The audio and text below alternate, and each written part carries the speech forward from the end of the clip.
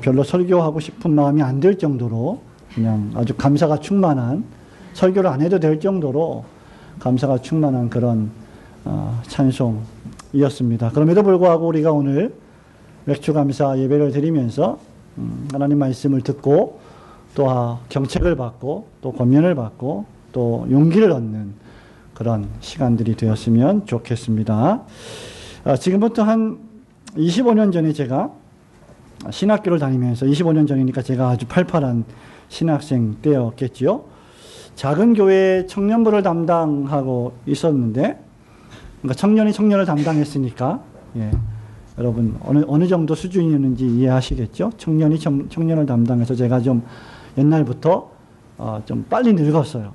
그래서 별명도 애늙은이라는 별명도 있었고 그렇긴 한데, 청년을 담당하고 있었는데 그 청년 가운데 어떤 한 청년이 이단에 빠졌습니다. 아마 우리 지호철 집사님이 그때 아마 그 기억을 하고 있을지 모르겠어요. 아마 잘 알고 있을 겁니다. 그 이단이 새벽별 종말론이었습니다. 어떤 지하에 교회가 있는데 그 교회에서 새벽별 종말론을 가르치는 거예요. 난생 처음 들어보는 종말론이에요. 저도. 그래서 제가 이 청년을 구해내기 위해서 몰래 잠입을 해서 그 집회에 참석해서 그들이 뭘 가르치는지를 분석했던 적이 있습니다. 이렇게 밤에 갔는데 궤도를 이렇게 만들어 놓고 궤도를 이렇게 한 장씩 넘겨가면서 천국과 지옥을 이렇게 나눠가지고 천국에 몇 단계가 있고 지옥이 몇 단계가 있고, 그래서 이 지옥부터 천국에 들어갈 사람들이 누구인지를 막 가르치고 있더라고요. 그 지하에서 그 청년이 열심히 그걸 보고 있는 거예요. 그래서 제가 그 집회에 저녁에 갔다 오고 나서 성경을 비롯하여 각종 신학서적을 총동원해서 이 이단에 빠진 청년을 구하기 위하여 10여 페이지에 가까운 편지를 손으로, 그때는 타이프라이터만 있었잖아요. 손으로, 타자기도 좀 부유한 사람들만 가지고 있었죠. 손으로 써가지고 그 청년에게 주었습니다.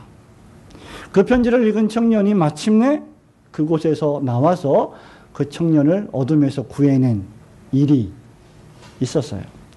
그 청년의 이름이 기억이 안 나는데 그 얼굴은 생생하게 지금도 기억을 합니다. 지금 예수님의 동생 유다의 편지가 바로 그와 같습니다. 유다는 지금 어떤 열정과 열심에 불타올라서 편지를 쓰고 있습니다. 말하자면 어떤 감정과 생각의 충동에 불타올라서 무언가를 쓰지 않으면 견딜 수 없는 심령이 되었던 것이죠. 그것이 무엇일까? 본문은 그것을 무엇이라고 말하고 있을까요? 우리 본문 말씀에 보면 3절에 보니까 우리가 일반으로 받은 구원이다, 이렇게 말하고 있습니다. 우리가 일반으로 받은, 공통적으로 받은 이 구원에 대해서 내가 간절히 너희들에게 쓰고 싶은 마음이 있었는데 마침 이 편지를 써야 될 심각한 상황이 발생한 것입니다. 그 이유는 무엇입니까? 사단과 마귀가 사람들을 충동질하여 거짓 교사들을 교회들에게 침투시켜서 거짓된 사상을 유포시키고 있었기 때문입니다. 그래서 믿음의, 일반으로 받은 믿음의 도를 허물어 버리고 있었고, 그리고 하나님께서 단번에 주신 믿음을 오용하거나 왜곡하거나 또는 남용하고 있었던 일들이 교회 내에서 벌어졌던 것입니다. 그래서 유다는 지금 당장 펜을 들어서 너희와 우리가 받은 구원의 믿음을 굳게 지키면서 이러한 사단의 공격을 분별하고 이러한 공격에 맞서 싸워야 한다. 싸워서 믿음을 지켜내야 한다라고 지금 권면하고 있는 것입니다.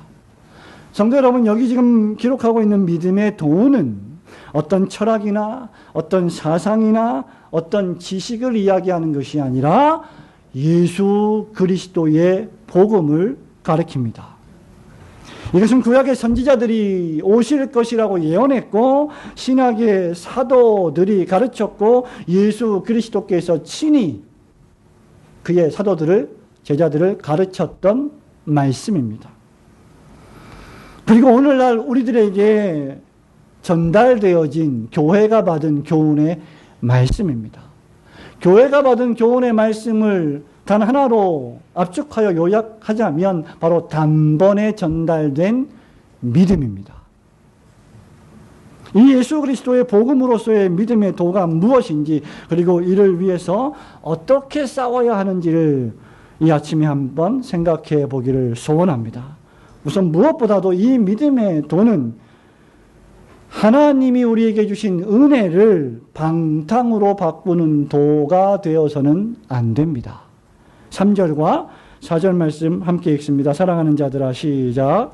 사랑하는 자들아, 우리가 일반으로 받은 구원을 받으며 내가 너희에게 편지하려는 생각이 간절하던 차에 성도에게 단번에 주신 믿음의 도를 위하여 힘써 싸우라는 편지로 너희를 권하여야 할 필요를 느꼈노니 이는 가만히 들어온 사람 몇이 있습니다.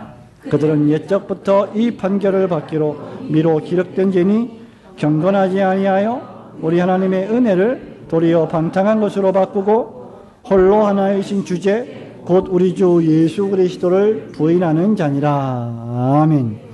유다는 우리에게 뭐라고 말하냐면 너희들이 일반으로 받은 단번에 주신 믿음의 도를 가지고 있다. 성도에게 단번에 주신 믿음의 도를 위해서 싸워야 한다. 다른 사람과 싸우라는 말이 아니라 그 믿음을 지켜내기 위해서 분투해야 된다. 이렇게 지금 말하고 있습니다. 여기 힘써 싸우라고 했습니다. 싸울 때 힘을 다하여 싸우라고 했는데 이 힘써 싸우라고 하는 헬라어 원어 에파고니제마이라고 하는 이 헬라어 원어의 뜻은 진심을 다해서 투쟁하라. 투쟁하라. 분투하고 노력하라. 믿음이 아닌 것은 무엇이든지 반대하는데 온 마음과 전심을 다 헌신하듯이 기울여라. 이 말입니다. 그렇다면 성도는 단번에 주신 믿음의 도가 아닌 것은 무엇이든지 자신의 삶에서, 자신의 생각에서, 자신의 행동에서 배격하며 참된 믿음의 도를 지켜내기 위하여 애써야 할 자들입니다. 여기 단번에 주신 믿음의 도가 과연 무엇일까요? 의심의 여지 없이 하나님께서 우리에게 보내어 주신 예수 그리스도 그분의 인격, 그분의 존재, 그리고 그분이 여러분을 위하여 하신 일을 가리킵니다. 그것을 믿는 믿음을 우리에게 선물로 주셔서 믿음이 있는 신자들은 그분이 누구신지, 그분이 날 위하여 무슨 일을 하셨는지를 알게 된다는 것이죠. 그런데 유다는 이것을 힘써 지키라고 했어요. 왜 힘써 지키라고 했을까? 일부 거짓 교사들이 이렇게 단번에 전달되어진 이 믿음을, 즉 하나님의 은혜로 주신 이 은혜를, 이 믿음의 은혜를 뭘로 바꾸었다고요? 4절에 방탕한 것으로 바꾸었다. 방탕한 것으로 바꾸었기 때문이다 라고 유다가 말하고 있는 것입니다. 유다는 이들을 가리켜서 가만히 들어온 사람 몇이라고 진술합니다.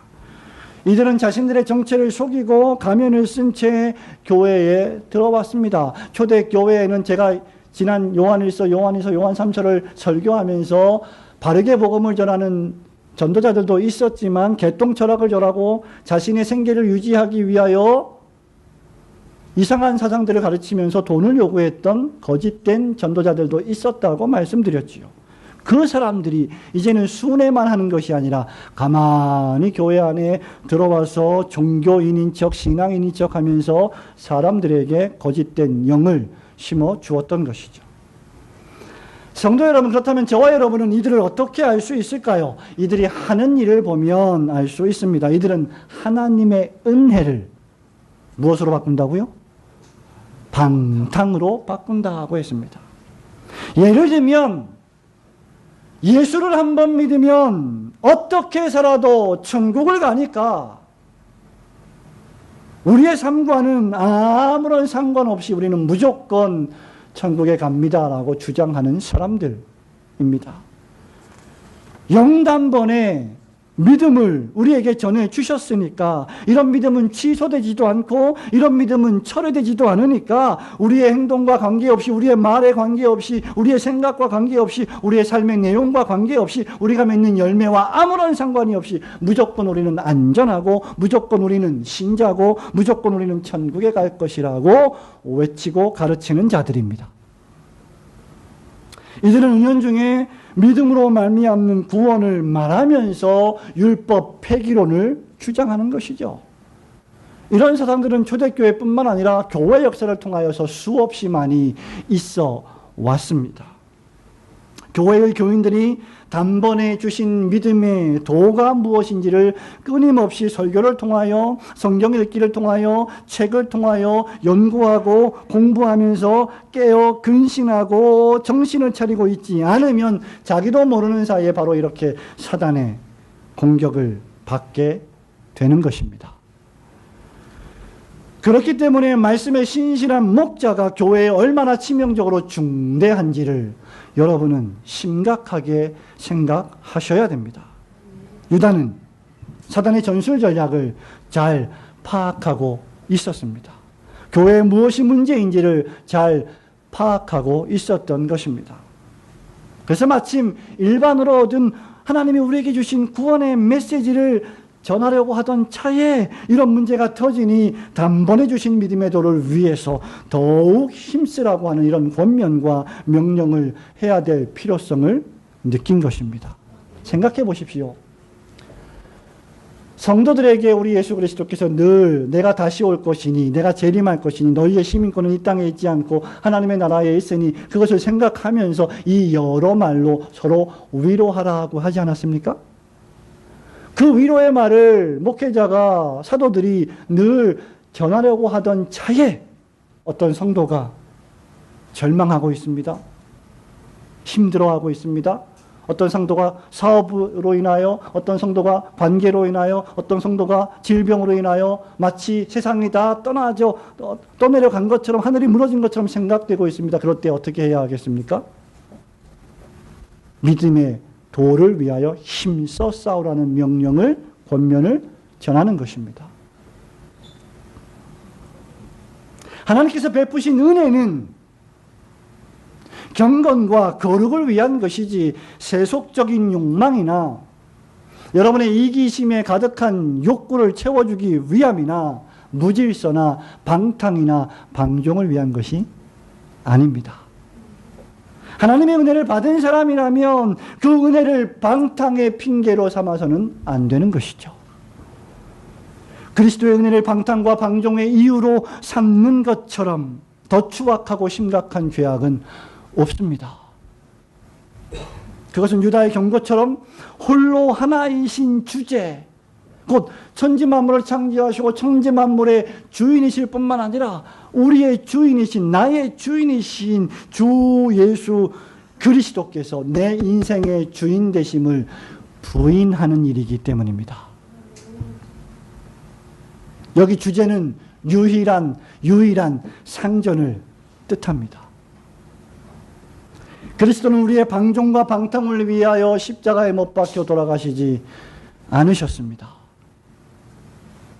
그리스도는 여러분을 살리시고 여러분의 주인이 되시기 위하여 십자가에서 피 흘리셨습니다. 그럼에도 불구하고 이러한 분을 모욕하면서, 이러한 분을 부인하면서, 이러한 분에게 경건과 거룩의 삶을 살아드리기 위하여, 믿음을 위하여 힘써 싸우지 않는다면 그것은 일종의 실천적 무신론입니다. 이론적으로 하나님을 안 믿는 사람들이 있어요. 하나님이 어디 있어? 하나님 믿으려면 내 주먹을 믿겠다라는 사람이 있습니다. 그러나 이론적으로는 하나님을 믿고 지식적으로는 하나님이 있다고 생각을 하지만 삶에서, 말에서, 행동에서, 생각에서, 열매에서 하나님을 부인하는 삶을 살아간다면 그것이 바로 실천적 무신론이겠지요. 사도 야고보가 우리에게 경고한 것이 무엇입니까? 이로보건대 사람이 믿음이 있노라 하고 행함이 없으면 그 믿음은 죽은 믿음이라고 경고한 것입니다. 진실한 신자는 단번에 하나님의 선물로 주신 믿음의 도를 방종의 도구로 합리화하지 않고 그 믿음을 지키기 위해서 힘써 싸워 나갑니다. 힘들어도, 절망스러워도, 피곤해도, 지쳐도, 다윗을 따랐던 용사들처럼, 다윗을 보좌했던 보좌관들처럼 피곤하나 주님을 따르는 자들입니다. 성도 여러분, 이 싸움은 우리가 힘써 지켜 싸워 나간다고 해서 지켜질 싸움은 물론 아닙니다. 여러분들이 얼마나 노력해야 여러분 자신을 지킬 수 있겠습니까? 아니, 여러분이 얼마나 주의를 기울여야 여러분 자녀들을 사단의 흑암의 세력에서 건져낼 수 있겠습니까? 여러분은 그렇게 할 수 없습니다. 여러분은 그런 능력이 없습니다. 그러나 이미 하나님이 지켜주신 그 지키심 안에서 우리는 승리를 확신하며 싸워 나가는 것입니다. 이것이 바로 유다가 우리에게 말하고 있는 것입니다. 너희의 능력으로 싸워서 이길 것 같으냐? 천만의 말씀이다. 그래서 내가 너희를 지키는 것이다. 과거에도 지켰고 지금도 지키고 있고 앞으로도 지킬 것이다. 그러니 너희가 할 일은 나를 의지하는 것이다. 신뢰하는 것이다. 믿는 것이다. 나를 통해 이기게 하신 하나님을 믿는 믿음으로 우리는 이기는 것입니다. 그래서 하박국 선지자는 하박국 2장 4절에서 의인을 가리켜서 오직 믿음으로 말미암아 살리라고 했습니다. 히브리서 10장 38절에서도 히브리서 기자가 뭐라고 말합니까? 오직 나의 의인은 믿음으로 말미암아 살리라. 또한 뒤로 물러가면 내 마음이 저를 기뻐하지 아니하리라 하셨느니라 라고 한 것입니다. 성도 여러분, 하나님이 여러분에게 베푸신 은혜를 생각해 보십시오. 그 은혜가 막중하면 막중할수록 여러분들은 방종의 기회로 그 은혜를 바꾸지 않을 것입니다. 여러분은 그 은혜를 방종의 기회로 삼지 않고 그 믿음을 지키기 위하여 늘 그리스도를 여러분의 주인으로 인정하고 그에게 순종하시는 성도들이 되시기를 주님의 이름으로 축원합니다. 바로 이런 이유 때문에 여기서 필요한 것이 자기 자리를, 자기 지위를 지키는 것입니다. 성도 여러분, 5절과 6절, 7절 말씀 함께 읽겠습니다. 너희가 본래 시작. 너희가 본래 모든 사실을 알고 있으나 내가 너희로 다시 생각하게 하고자 합니다. 주께서 백성을 애국에서 구원하여 내시고 위에 믿지 아니하는 자를 멸하셨으며 또 자기 지위를 지키지 아니하고 자기 처소를 떠난 천사들을 끝날의 심판까지 영원한 결박으로 흑암에 가두셨으며 소돔과 고모라와 그 이웃 도시들도 그들과 같은 행동으로 음란하며 다른 육체를 따라가다가 영원한 불의 형벌을 받음으로 거울이 되었느니라. 아멘. 하나님은 여러분이 믿음을 지키기를 원하십니다.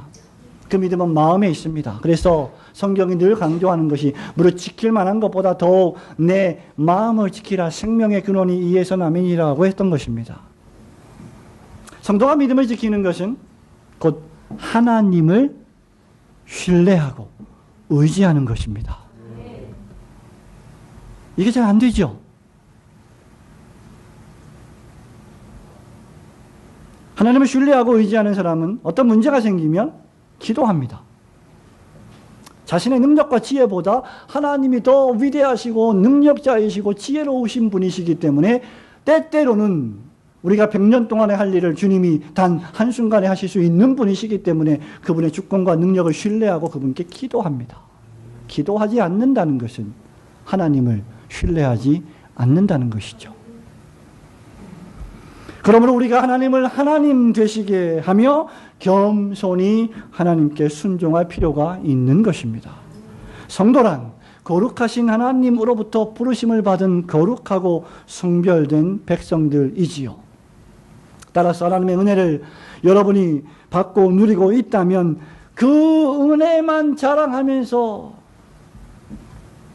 경건하게 믿고 살아가야 할 아무런 노력도 기울이지 않는다면, 또는 그것이 전혀 필요하지 않다고 한다면 그런 생각을 경계하게 하시기 위해서 지금 유다는 애굽에서 구원하여 내시고 믿지 않는 자들에게 내리는 징계를 예로 들고 있는 것입니다. 출애굽했는데 그 놀라운 역사를 보여주셨는데 출애굽 1세대 가운데 많은 사람들이 불신했습니다. 그들을 하나님은 징계하셨습니다. 칼빈은 유다서 본문 5절 주석에서 이렇게 설교하고 있어요. 하나님의 부르심에 일치하지 않으면서 그의 은혜만 자랑하는 것은 헛일이다. 전라도 사투리로 말하면 헛짓거리다. 그 말이죠.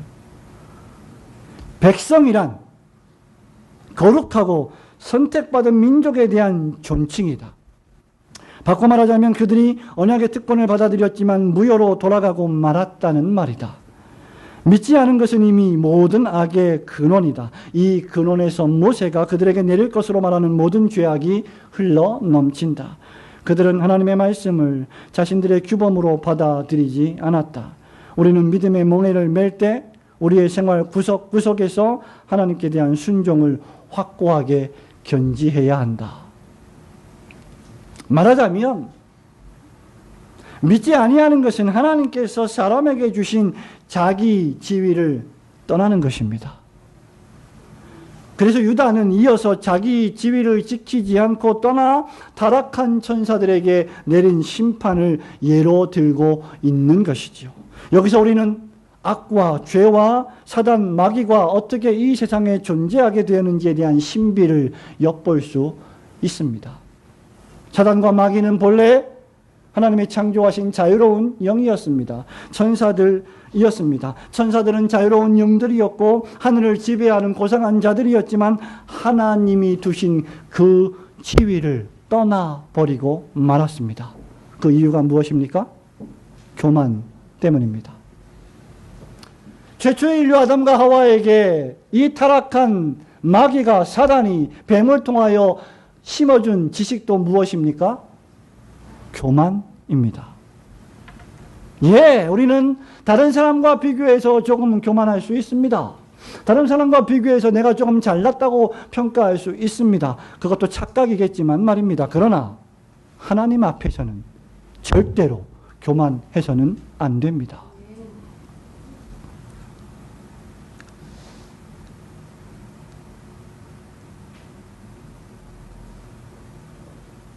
왜 그렇게 해서는 안 되는가? 그렇게 될 경우에, 그렇게 할 경우에 하나님께서 심판하시고 그 자유로운 영들이 속박받는 영들로 전락하게 하실 것이기 때문입니다. 이것이 경고예요. 그래서 유다의 말씀, 히브리서 6장의 말씀 같은 이 말씀들은 우리에게, 신자에게 경고와 경책의 말씀으로 주시는 것입니다. 너희들은 그렇게 살아서는 안 된다라고 말하는 것이죠. 어떤 의미에서 천사들은, 또 천사들의 위치는 사람들보다 높았지만 그들은 하나님께 불충함으로 말미암아 재앙을 받고 말았습니다. 그 중심에는 하나님보다 더 높아지려는 교만이 자리하고 있었던 것이죠.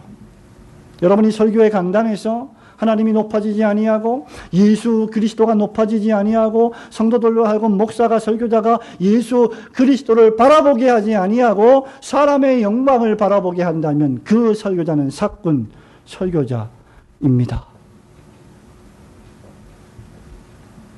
마귀가 아담에게, 하와에게 뭐라고 말했습니까? 야, 하나님이 정말 그렇게 말씀하시더냐? Really? 레알? 뭐라 그랬어요?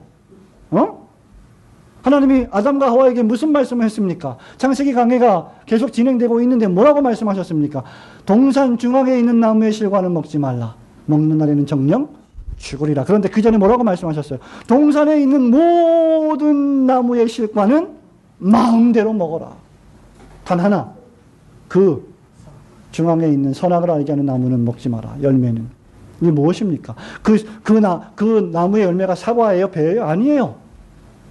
그것이 무엇인지 모릅니다. 그리고 그 열매에 무슨 독소가 있는 것도 아니에요. 무슨 백설공주처럼 먹으면 잠드는 게 아니에요.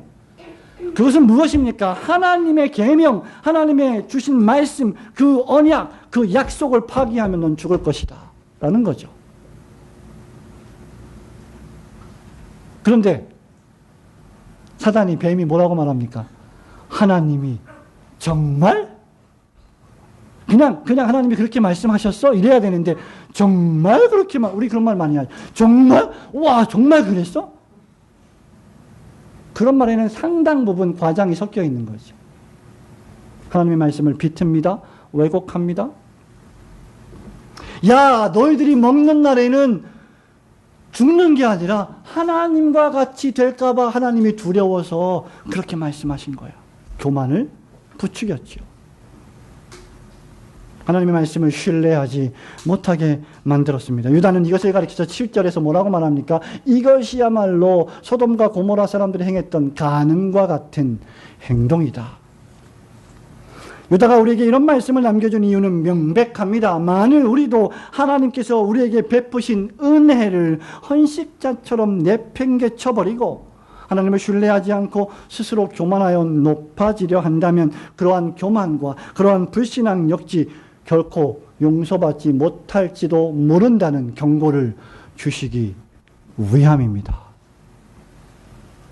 동시에 신실한 신자들도 이런 말씀을 읽고 들을 때 이런 말씀들이 본문의 말씀처럼 거울이 되게 하여, 거울이 뭐예요?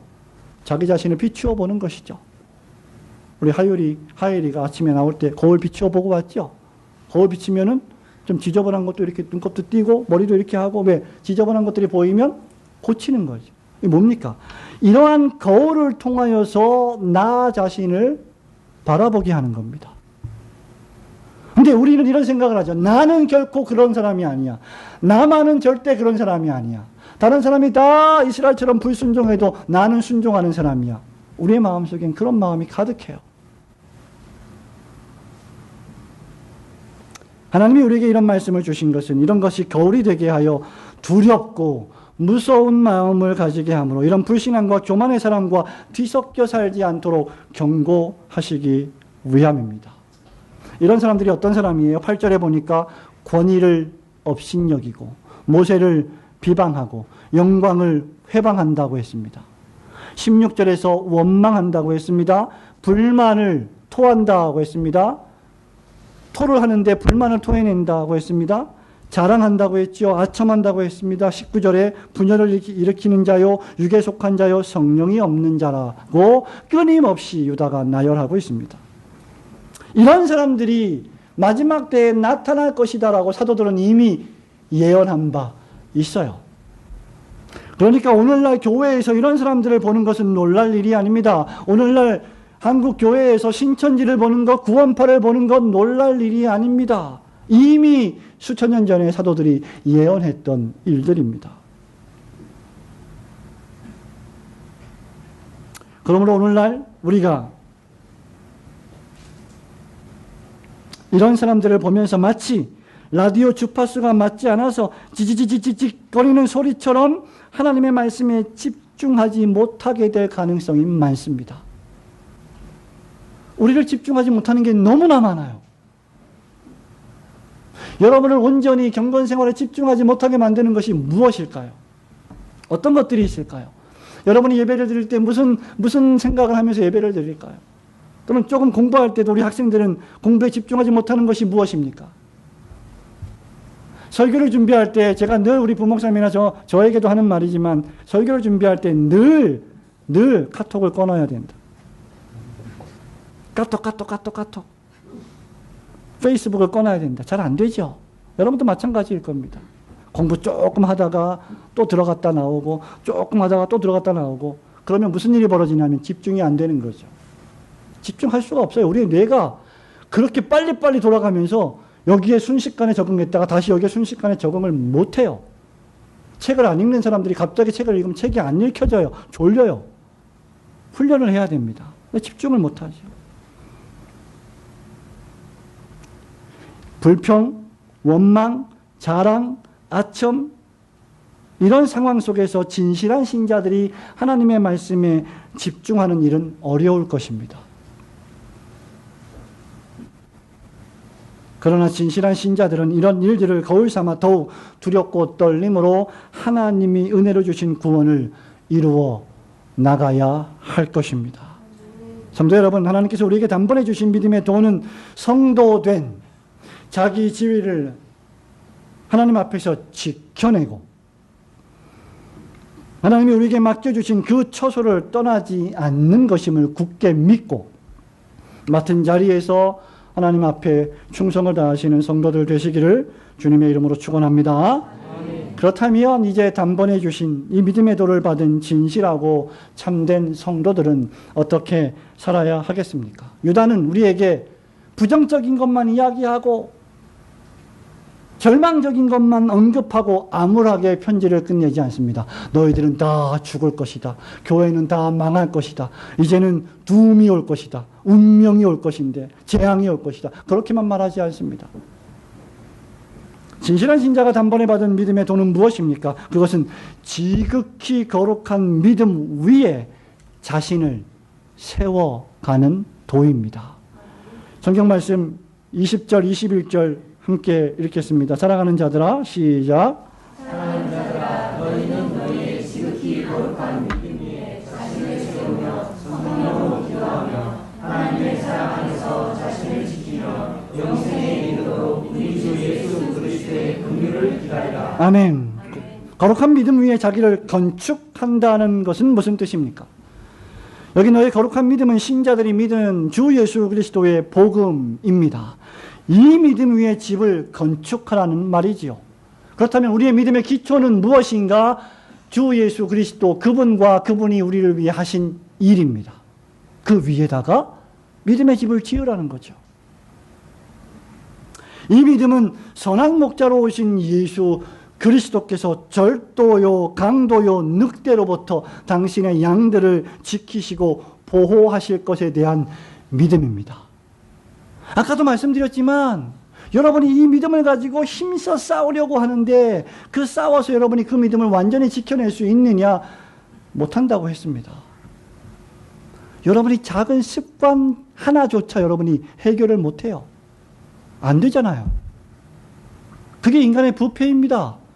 사랑하는 우리 성도 여러분, 우리 여성도 여러분 다이어트 하시죠? 다이어트 안 되는지 여러분 경험하시죠? 왜 안 됩니까? 인간이 부패해서 그래요. 인간이 죄인이기 때문에 그래요. 의지가 박약하죠. 해도 안 되는 겁니다. 오늘만 먹고 내일부터 하지. 안 되는 거예요. 우리에겐 내일이 있잖아. 우리는 새해 깃털만큼 많은 날들이 있잖아. 뭘 걱정해. 괜찮아. 부어라, 먹어라, 마셔라. 다이어트 하기 전에 주님 오시는 게 더 빠를 겁니다. 안 돼요. 안 됩니다. 그래서 우리 주님이 유다서에서 뭘 말하고 있습니까? 1절에서 이 편지를 받는 성도를 묘사할 때 뭐라고 묘사합니까? 1절 같이 읽어볼까요? 시작. 예수 그리스도의 종이요 야고보의 형제인 유다는 부르심을 받은 자 곧 하나님 아버지 안에서 사랑을 얻고 예수 그리스도를 위하여 지키심을 받은 자들에게 편지하노라. 예수 그리스도께서 지키시는 자가 성도입니다. 이 편지를 마감하는 24절의 말씀을 보십시오. 능히 너희를 보호하사 거침이 없게 하시고 너희로 그 영광 앞에 흠이 없이 기쁨으로 서게 하실 이는 구주 예수 그리스도 홀로 한 분이신 하나님이시다. 믿으시기를 축원합니다. 거룩한 믿음 위에 자신을 세우는 것은 바로 하나님께서 예수 그리스도로 말미암아 나를 지키실 것을 나는 그저 믿고 신뢰하고 따라가는 것뿐입니다. 우리가 그 무엇보다도 하나님의 말씀인 성경에 집중해야 할 이유가 여기 있는 것입니다. 베드로 사도는 베드로후서 1장 9절에서 19절에서 이렇게 말합니다. 또 우리에게 더 확실한 예언이 있어 어두운 데 비치는 등불과 같으니 날이 새어 샛별이 너희 마음에 떠오르기까지 너희가 이것을 주의하는 것이 가하니라. 주님이 다시 재림하실 때까지 너희들은 말씀에 주의하라. 말씀을 살펴보고 말씀대로 지켜 행하며 살아가라. 그것이 가하다. 이렇게 말씀하고 있습니다. 하나님의 말씀은 신자를 하나님의 품을 떠나 도망치게 만들려는 사단이 활동하고 있다고 말합니다. 그러나 동시에 성경은 선한 목자이신 예수께서 자기 양떼를 굳건히 지키고 계신다고 말씀합니다. 그리고 목자는 양들을 알고 양들은 목자의 음성을 듣는다라고 하셨습니다. 하나님의 능하신 손 안에서 그 말씀을 통하여 신자는 안전해질 것입니다. 여기서 필요한 것이 무엇입니까? 성령으로 기도하는 것이라고 했습니다. 사랑 안에서 자기를 지키는 것이라고 했지요. 영생에 이르도록 그리스도를 기다리라고 했습니다. 그리스도를 믿는 믿음의 기초에서 그 믿음을 키워나가고 항상 기도하는 자세로 살아가며 사랑이라는 태도로 우리를 불러주신 그 부르심에 합당하게 행하라는 것입니다. 우리는 연약하기 때문에 기도하셔야 돼요. 우리가 연약하기 때문에 성령으로 기도하라고 하신 것입니다. 목사님, 저는 어떻게 기도해야 될지 모르겠어요. 기도하세요. 성령님, 제가 기도할 수 있도록 도와주세요. 노력해 보셨습니까? 간청해 보셨습니까? 호소해 보셨습니까? 하나님의 성령께서 도와주시는 그 은혜를 체험해 보셨습니까? 여러분, 상황만 보지 마세요. 상황만 보면 절망입니다. 여러분, 개인의 모든 상황들을 보세요. 절망입니다. 물론 돈이 좀 많고 모든 것들이 다 잘 돼갈 때는 희망일 수도 있겠죠. 그러나 그것은 가변적이죠. 어려운 상황을 만났을 때 신자가 취해야 될 태도는 상황보다 크신, 상황을 통제하고 계시는 하나님을 바라보는 시각을 가져야 한다는 것입니다.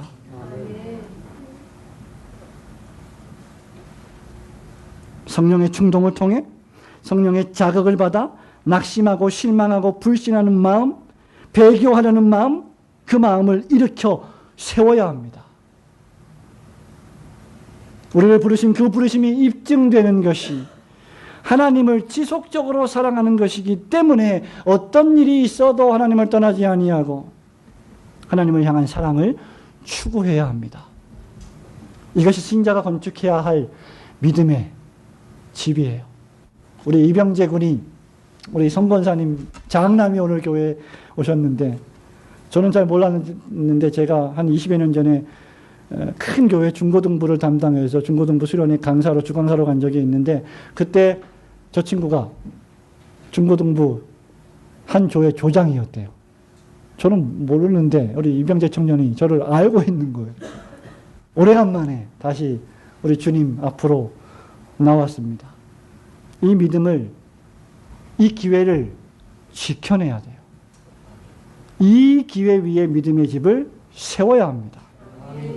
성도 여러분, 마태와 마가와 누가는 복음서에서 예수를 믿는 신자들이 각자 자신의 믿음의 집을 잘 지어야 할 사람들이라고 말합니다.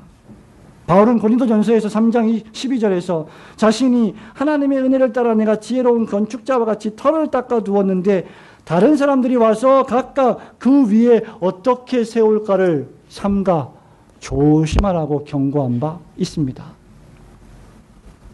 그러므로 우리는 예수 그리스도라는 반석 위에만 믿음의 집을 세우셔야 합니다. 여러분의 경험에 세우지 마세요. 여러분의 감정에 믿음의 집을 세우려 하지 마세요. 휘둘립니다. 헷갈립니다. 혼동스럽습니다. 여러분의 지식은 하나님의 지식에 비하면 그야말로 하잘 것 없는 지식입니다. 그러므로 우리는 그리스도의 반석 위에 성령의 도우심으로 기도하며 하나님의 사랑 안에서 믿음의 집을 세워가며 자신을 지켜내야 합니다.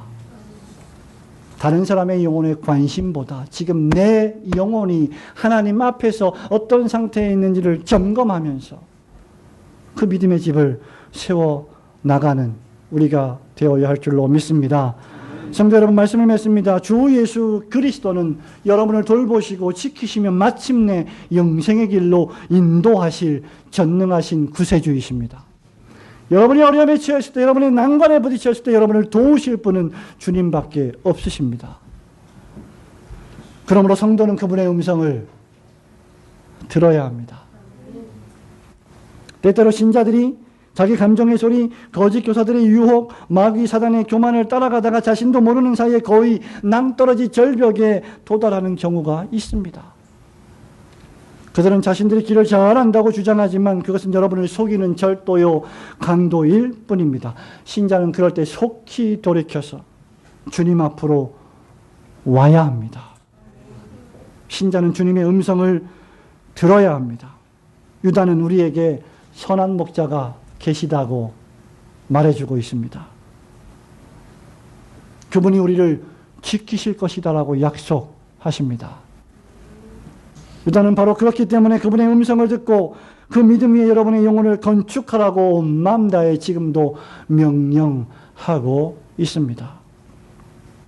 만일 우리가 그렇게 순종하기만 한다면 우리의 믿음을 그분이 지키실 것이고 우리로 하여금 그 믿음 안에서 거침이 없게 다니게 하실 것이고 나의 발을 사슴과 같게 하실 것이고 마침내 그 영광 앞에 아무런 흠이 없이 즐거움으로 서게 하실 것입니다.